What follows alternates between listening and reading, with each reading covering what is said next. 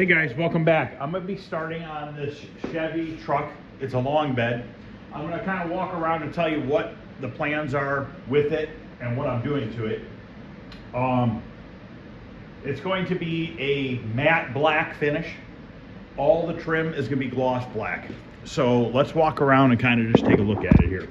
So basically, the stainless trim around here, the front bumper, we're going to get rid of the bumper guards. And this piece will be matte gloss. In here, the gray areas are going to be matte finish. Bumper will be gloss.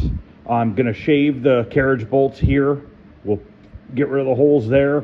So basically what we're going to do is we're going to weld the carriage bolt on the back side, grind the front side, weld that a little bit, and then body filler over it.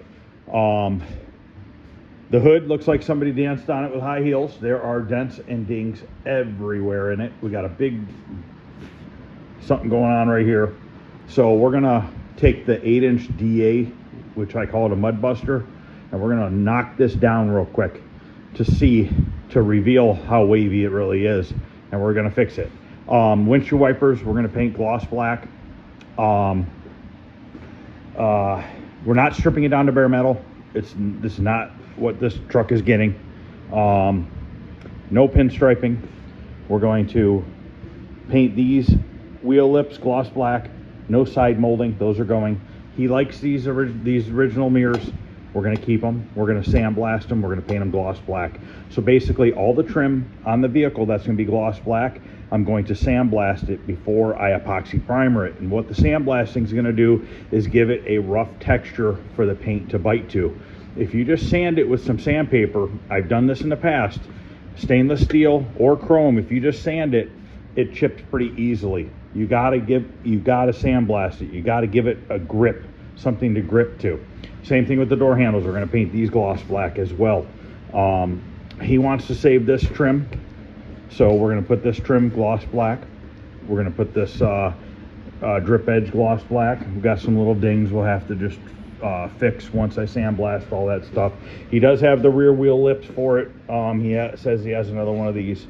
I noticed that somebody's done a bunch of body work to the bed and they let it sit outside, so now we have rust where the bare metal was. So we're going to probably have to go in here, strip this back a little bit all the way around, and make sure that that rust hasn't gotten behind the body filler. If it has, we're going to have to bust out that body filler and redo it, because if you don't, it's going to come back. So this is why you don't leave vehicles outside after you've done body work.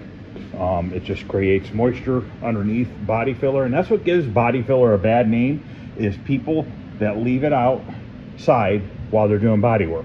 Yes, it's going to collect moisture. Body filler is like a sponge. You know, it's going to absorb anything that it can. So we'll get it fixed up. The roll pan looks like it's welded on. We're gonna have to do some touch-ups with this. We got pine needles in here, but we're gonna have to grind this. I don't know what this is. Rust. So those are rust bubbles. We'll have to get rid of that. We need to fix the rocker panels. The rocker panels need partially replaced, so I need to get into that and figure that out. So that's pretty much what's going to happen. He doesn't think he has a trim for around the window. He might have another back window, he said. This is kind of a cheaper paint job. We're not going show quality, top-notch, perfect paint job. This mirror's got a big dent in it. Unfortunately, that right there, with that big dent, I'm just going to have to sandblast it and body fill that, because I don't have really a way to pop that out, because this is stainless. And my stud gun's not gonna work on that. I could try, maybe I can heat it with a torch and then spray it with some cold water. Maybe it'll pop.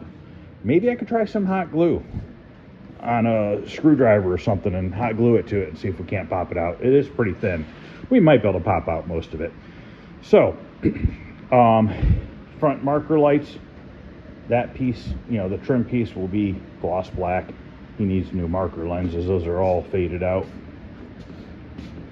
Actually, it would probably look pretty cool to just take those marker lenses and maybe spray them a light gray and put an orange bulb inside. Maybe I'll do that. That might look cool. We're getting rid of the emblems. I'm going to weld these holes in here. That's pretty much about it as far as what it's going to go. So basically, I want to start on the hood today and the fenders. I have to pull the grill and the front trim, bumper, all that stuff. But kind of curious to get into the hood, so I'm going to kind of sand that down first and see what it looks like before I start pulling parts off. I don't know if there's a bunch of filler in there or what it is, but let me get the mud buster with some 80 grit on it, and we're going to knock it down and see what it looks like. Okay, this one I'm going to be using the 8-inch DA sander, leaving it flat on the surface. This is an 80 grit piece of screen sandpaper. It works so quickly that the vacuum system can't take it all, so there'll be a bunch of debris falling on the floor. The good thing is with the vacuum system, at least it's not all airborne. It kind of just stays on the surface or falls down to the floor. You can actually get panels really flat with this sander if you leave it flat on your surface. If you know how to use it, you can actually do a pretty damn good job of it. A lot of times I'll use this sander to knock down mud, body filler. Not all the way down, but most of the way down, then I'll finish it off with the block sander. It just saves a ton of time and gets your stuff done a lot faster that way.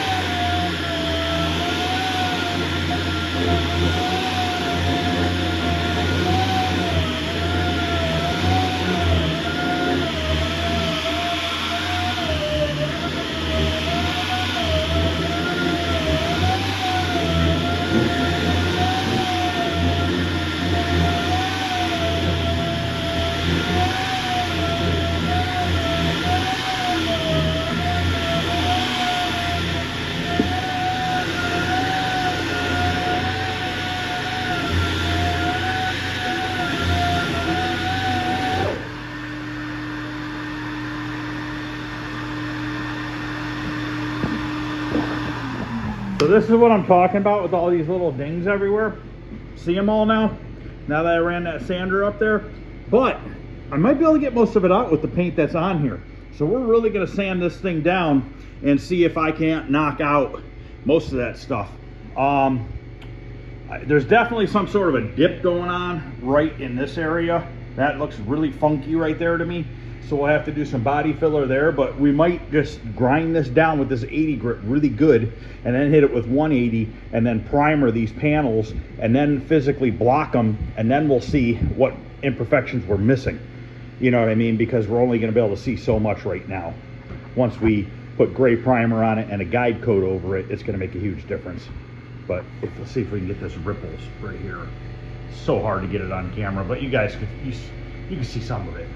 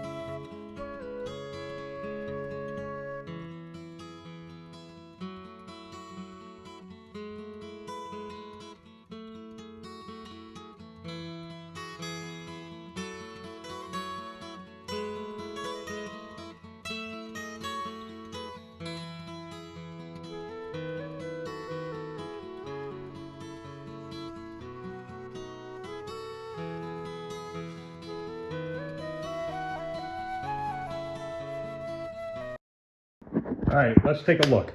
I just did a little bit on the side just to see, because I got to get these moldings off and stuff, especially the wheel lip. I don't want to scuff it with the 80 grit screen because it's just going to destroy it. But the doors are going to be really straight. They already look really straight. I can tell by how it sands. Now, anything you see like this, where you have primer, black primer, that's a tiny, tiny low spot. Don't put filler in that, guys. Don't put body filler in that, because 3 coats of 2K primer are 90% likely to get rid of that. So adding filler is creating a high spot, and you're going to be lowering spots around it. You don't need to do that. Hood here, we got tiny of these little dings. We have a big ding there. This right here, you see how this is like a banana shaped? You know why that's like that? Because this is low. High, low, high, low. So we need to put a little filler in here. I could feel this. It dips down. We're going to have to fill that in, block it out. But the hood, in all, is not in horrible shape. This is what gives like I said before, body filler, using it outside, using it in an area that's not a heated, controlled environment will cause rust in the bare metal.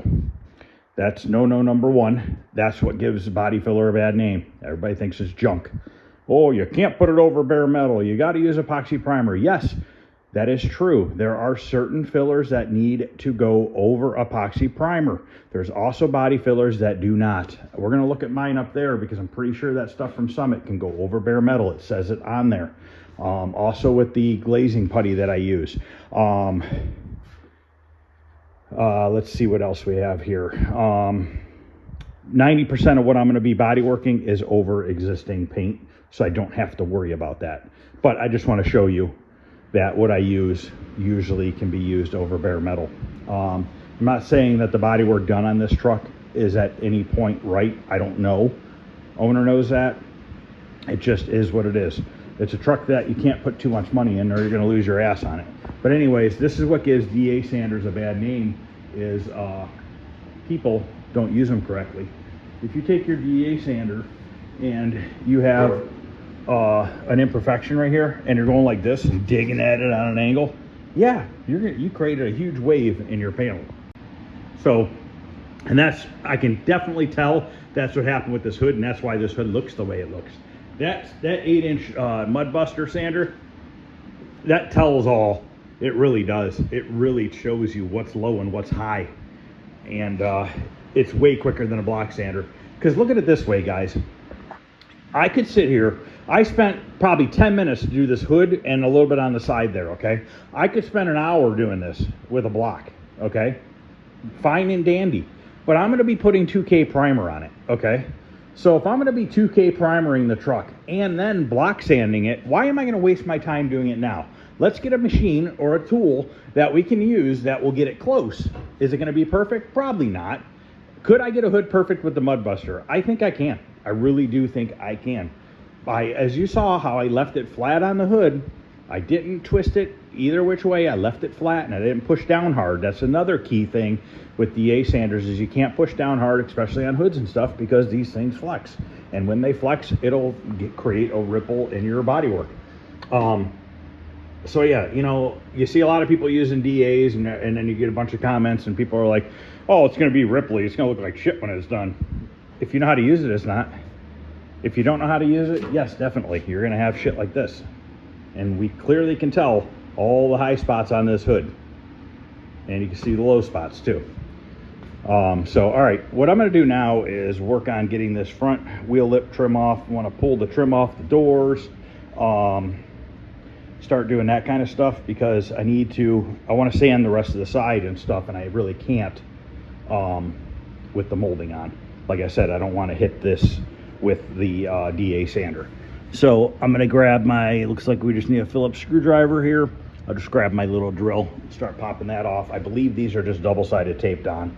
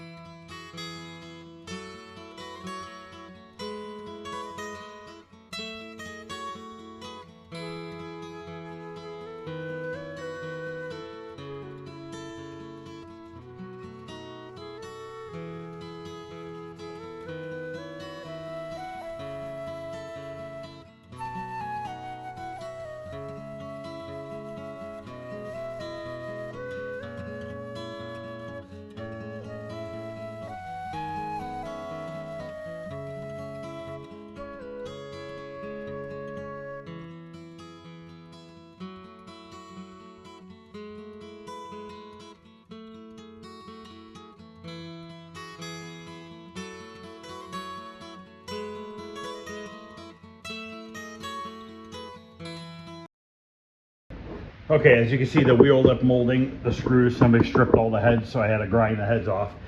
This side molding is just double-sided taped. My wheel that I use, my rubber wheel to get the adhesive off, is worn out. I have a new one coming today from Summit Racing, actually. So with some order of other stuff that I had to order from them. So when that comes, I can use it. But this side pretty much came off with my thumb pretty easily. Definitely an aftermarket molding that was not stuck very well. And also those rubber wheels also take off the pinstriping, but because I'm sanding it so aggressively, the sander's taking it right off. So obviously I created a little bit of grinding marks around the holes, no big deal. We'll Bondo it up after it's been sandblasted.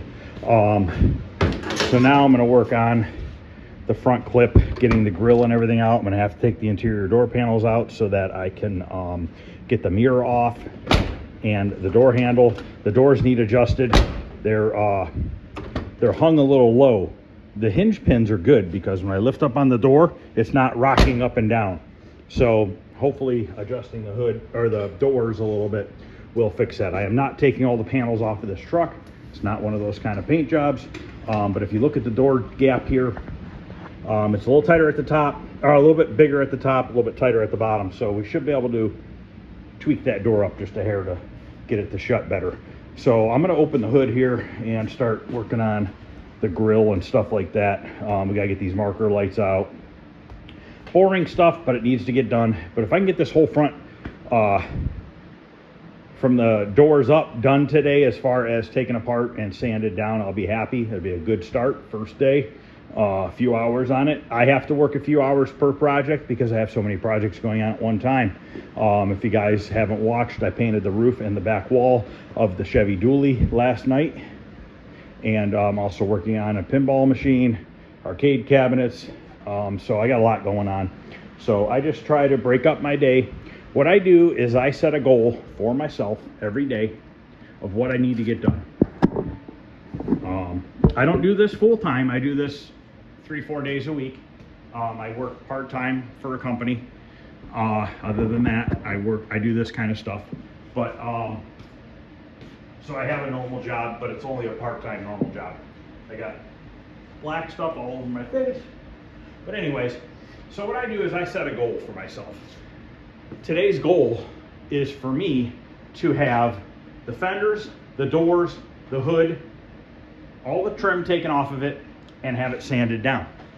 Now tomorrow's goal is gonna be, let's weld in the holes where the emblems were. Let's start body working the areas that need body work on the front half of the truck. You know, and then the next day I'll work on the bed. I'll try to get a bedside and tailgate done, you know, and then one more day I can do the other bedside and the roof.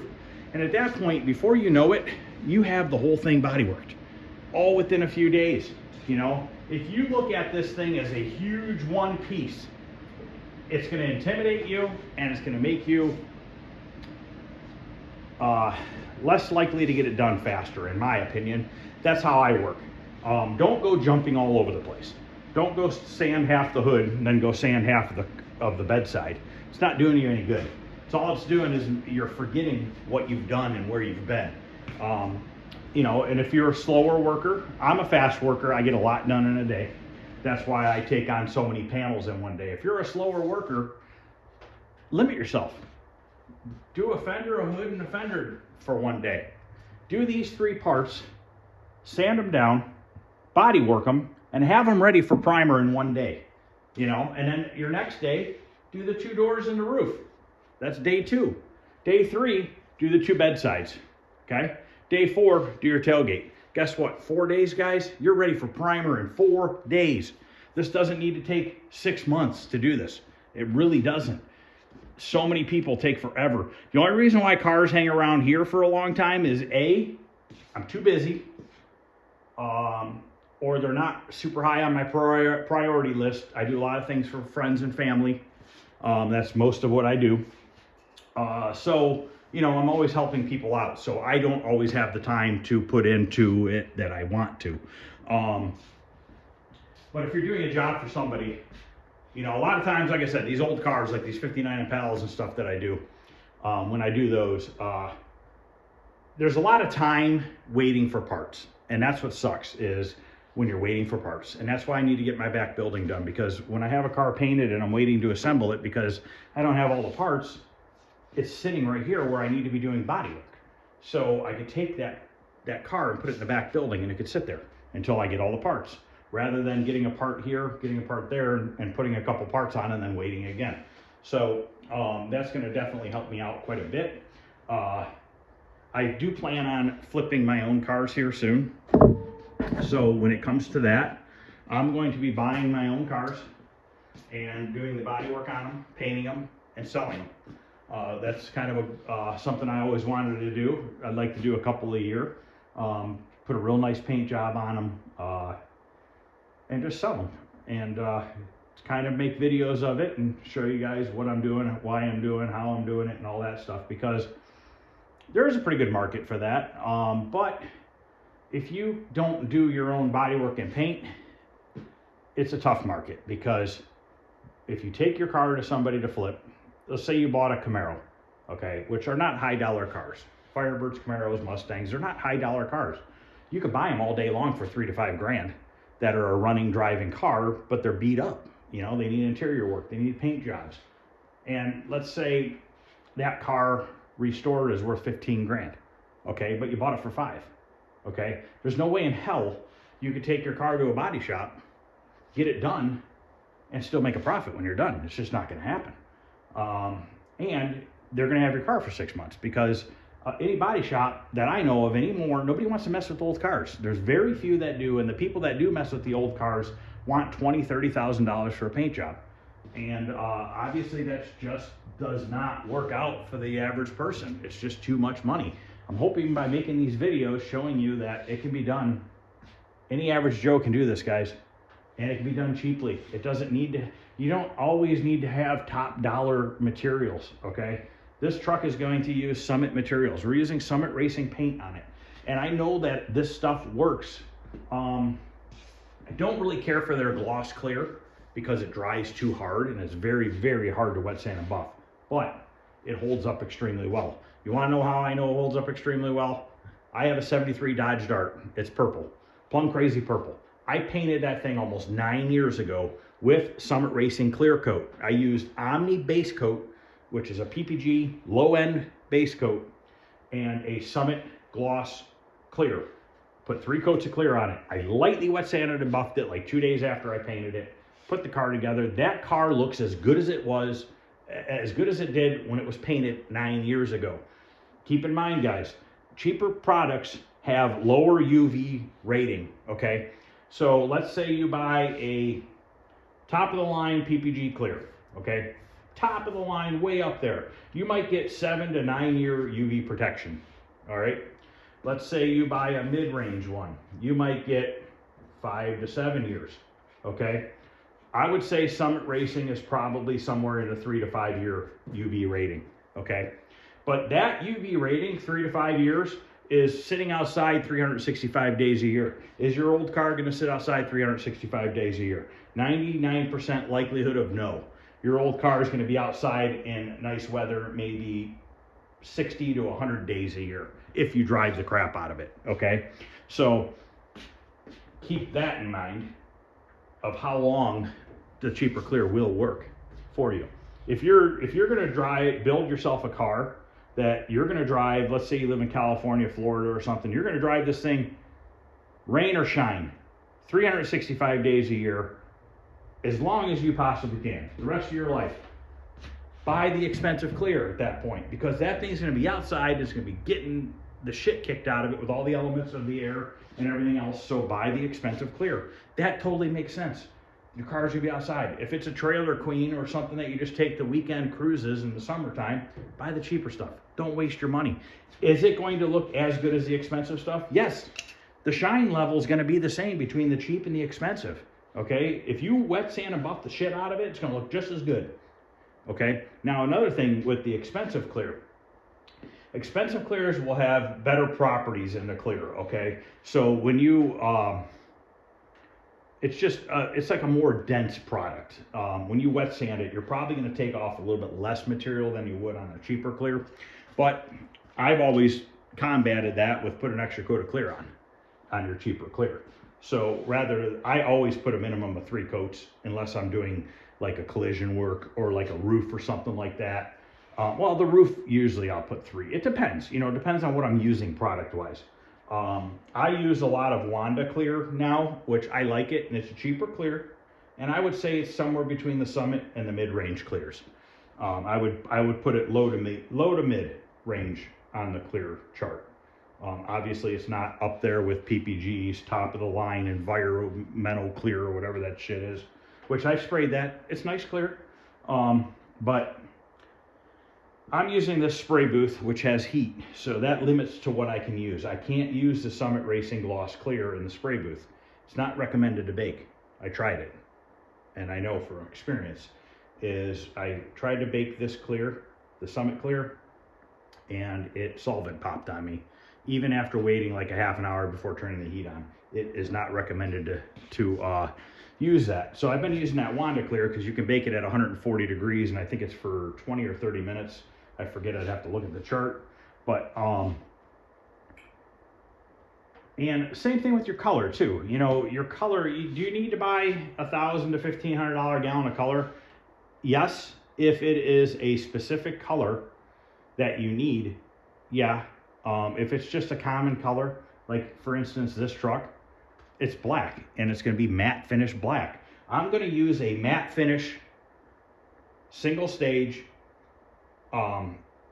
color on this truck. Okay, so I'm going to use a matte finish Summit Racing single stage black. Okay, it is a urethane product, and I'm going to top it the same day with a matte finish Summit Racing urethane clear. So the clear and the color are made out of the same product. You can go right over it same day. It's just like, rather than applying 6 layers of single stage black, we're applying 3 layers of single stage black and then a couple layers of the clear over the top. Same stuff, just consider it without the black pigment in it. So that's a cheaper way of doing it to save yourself some money. Plus, you're not wet sanding and buffing a matte finish paint job. It's not going to happen. If you start wet sanding and buffing it, you start shining it up. You can never take a matte finish or a satin finish paint job and bring it to a full gloss. It doesn't happen. What happens is it becomes a milky gloss. So keep that in mind. If anybody has a satin finish paint job, you cannot make it shiny unless you Scotch-Brite the whole thing down and shoot it with the shiny clear. Then you can. So that's one of the ways to save yourself on materials is know what you need, what the application is, what your plans are with it, and go from there. Like I said, you're going to want to run a car out in the sun all the time. Buy the expensive clear. Now, to me, the color underneath only matters if it is a specific color that you're trying to color match dead on. If you're trying to match something dead on, like I did that 59 Impala convertible, I could not get that color in PPG. Every time they mixed it, it was wrong. It was junk. It didn't match. I actually painted half that car the wrong freaking color, and I didn't know. And I ended up going with Spies Hecker, and it was $1,300 for a gallon of color with reducer, not including clear. But that's one of those instances where you don't have a choice but to buy the better product because that's all that matches. If you're doing a basic red paint job, there's 500 different reds out there that would look awesome that doesn't need to be top dollar paint, because your clear coat is also going to help your color from fading. So if you have a decent clear coat over top of your color, you're going to be fine. It's all, plus some base coats suck. I would not recommend like Omni in any green colors. It does not cover. You'll end up putting 5-6 coats of base on. At that rate, you have too much build on your panel, and it's just not worth it. You shouldn't have that much product build on your panel. If your paint doesn't cover in 2 to 4 coats tops, your paint's junk, in my opinion. I've used Summit Racing or base coat with good luck. I've used other brands. You saw some of my videos, if you go back and look, I think it's either on this channel or my arcade channel at the time, because I only had one channel. I painted some cars for a buddy of mine using a $400 paint kit off of eBay. It came with a gallon of color, a gallon of reducer, a quart of activator, and a gallon of clear, and it was $400. And it looked freaking good, really good. Now, will that clear last 5-10 years? I don't know. We don't know, you know, but it was just a cheap car to flip, and that's what we tried. I wanted to try it, and it worked out really well. I mean, the clear dried hard as a rock, which was a nightmare to try to wet sand and buff if you didn't get on it the same day. Now, if you're painting gloss black, I personally, on an old vehicle, would not clear it. I would use single stage gloss black. I would get a little better quality single stage. I would probably go with the PPG or DuPont, something like that. I would go with something a little bit more on the expensive side, and I would single stage the shit out of it. I would probably put 5, if this was gonna be shiny black, I would probably put 5 good coats of single stage black on this truck, and I would wet sand the crap out of this thing with a block. This thing would be laser straight, and it would be shiny as can be.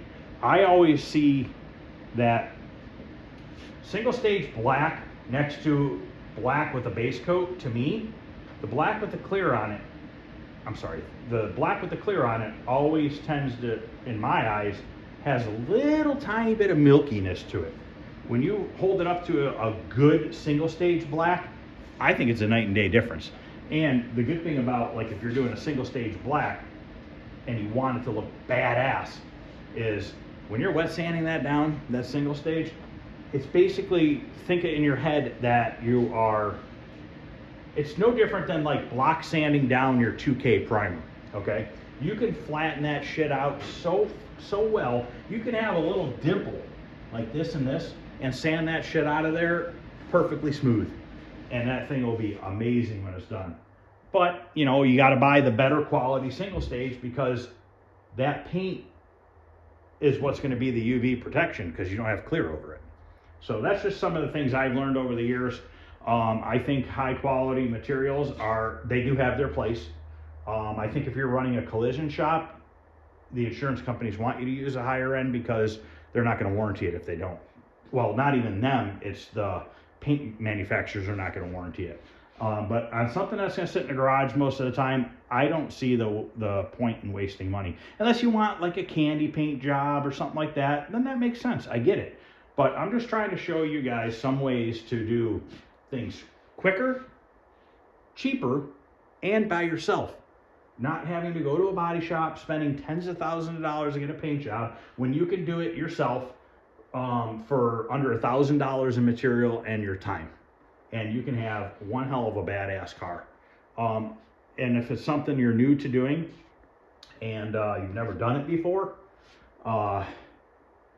would I say you're gonna have problems? Yes. I've been painting for 30 years, 32 years, and I still fuck up. I still repaint shit. I don't care what anybody says. If you paint a vehicle twice, it's gonna be the best freaking paint job. For some reason, the second time you paint something always turns out a million times nicer. And that's another thing too, is you can use these cheaper materials, lay down your color, lay down your cheaper clear, you know, put 3 coats of clear on it, let it set for a week, 600 wet sand the whole freaking car down, and then put another couple coats of clear over top. That thing will look like $1 million, and it'll hold up for a long, long time. So, all right, I'm gonna quit talking. I think I'm gonna end this video because I'm gonna work on taking the grill apart. It's boring stuff. You guys, I'm sure you guys understand how to unscrew a grill and take a bumper off and the other moldings and stuff down the side. And then I'm just gonna buzz the rest of this front down with that sander, that 8-inch mud buster with that screen. And that screen will last the whole front of this vehicle with ease. Let's look at it. As you can see here, it's still in perfect shape. Still very, very sharp. So yeah, I'm gonna end this video. I just kind of wanted to touch base with a few things that I think. Now, am I correct with what I'm saying? Maybe, maybe not. It's just my own experience. You do what you want to do. If you feel that you want the most expensive materials on your car, it's your car, you do it your way. I'm just showing you a way that I look at things and how I do certain things. When I was young, everything had to be top tier. Had to be the best of the best. And then I started realizing, man, this shit's getting really expensive. You know, when you're $3,000-$4,000 in materials to paint your car, you have to kind of sit back and look at it and be like, why? Is it a $200,000 car? No, it's a $15,000 long bed pickup truck. You know what I mean? So you gotta weigh all that in. But anyways, my goal is to flip cars in the future, a few a year. I want to completely document it. I want to go from making a video on picking the car up, showing exactly what I paid for the car. We will write down every single product and price of everything I put into that car, as far as tires, mechanical, paint, body filler, sandpaper. We will write every single thing down, and we will get the car done, and we will list it and sell it, and then we'll go back and we'll look at our whole chart, and we're going to look at what we spent and what we made. I think that would be really cool to kind of really break it down and show people what you can do. Now, I might buy a $5,000 Camaro, put $5 grand into it. I might only sell it for 12 grand. You know, I don't know. I don't know what I'm going to buy. I have no idea. I'm going to try to find something that's a good deal, that's already running, that needs cosmetic work. Can I do the mechanical work? Yes. Can I replace the motor? Yes, definitely. Do I want to replace the motor? Not really. I don't really want to get into a bunch of greasy shit. I would rather get something that's running and driving that needs the motor cleaned and everything else cleaned up. All right, guys, sorry, I got interrupted. Some more parts came for the pinball machine, so I had to talk to him for a few. But like I said, I'm going to end this video. I'm going to get the doors, fenders, and all this stuff off, and these areas all stripped down with that DA sander. And then tomorrow, we'll start doing the body work to these areas. Show you how I'm going to do it and stuff like that. Like, for instance, like this right here, that's low. High, high, low. We're already hitting bare metal right here. So we need to fill this in, and that'll just be a little bit of a glazing putty, stuff like that. But I want to try to get the whole front end body work tomorrow, so that the next day I can work on the bed sides and stuff like that. So thanks for watching, guys. I appreciate it. Let me know what you think. Let me know what your thoughts are on expensive paint and products versus cheap. I wanted to look at this body filler. I've been buying this stuff from Summit. It's cheaper. It's like 40-50 bucks a gallon. It's definitely not high dollar Bondo, but it works really well. I don't do a ton of body filler. Like, if I don't have to, I don't completely coat a panel with body filler, because I don't think you need to. Because if you use enough 2K primer or a polyester primer, it's the same thing as coating your whole panel with body filler. And Rage Gold body filler and shit is ridiculous. $100 and some a gallon. Come on. But I wanted to see if this says direct to metal or not. I forget on this stuff.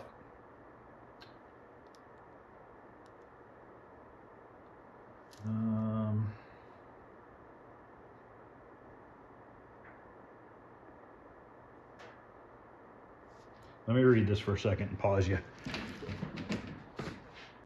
Okay, I went on their website. This can be used over bare metal, aluminum, stuff like that. It says it can be. I use a lot of this U-Pull Fantastic Glaze, once again, on the label right here. Can be used direct to metal. So now I have had body fillers that do not recommend it. So there definitely are body fillers out there that they don't recommend going direct to metal. Now, I don't always go direct to metal by any means, but when I'm doing a job like this, I will occasionally go direct to metal, but it's not really a lot going direct to metal, because 90% of what I'm going over is old paint and stuff like that. So, all right, guys. Once again, like I said, let me know what you guys think about the products and all that kind of stuff. Any questions or comments, feel free to ask. If you think I'm an idiot, that's fine. I mean, these are just my own thoughts about it. I'm not saying I'm correct or I'm wrong, but this is just how I do things and how I look at things, depending on what somebody wants to spend to do it. So thanks, guys. I appreciate it. If you wouldn't mind hitting the thumbs up. If you haven't subscribed, consider subscribing. Doesn't cost anything. Just lets you know when new videos come up. So other than that, guys, I will see you guys tomorrow. Have a good day. I am actually heading to the doctor shortly to see what's going on with my knee. Thanks.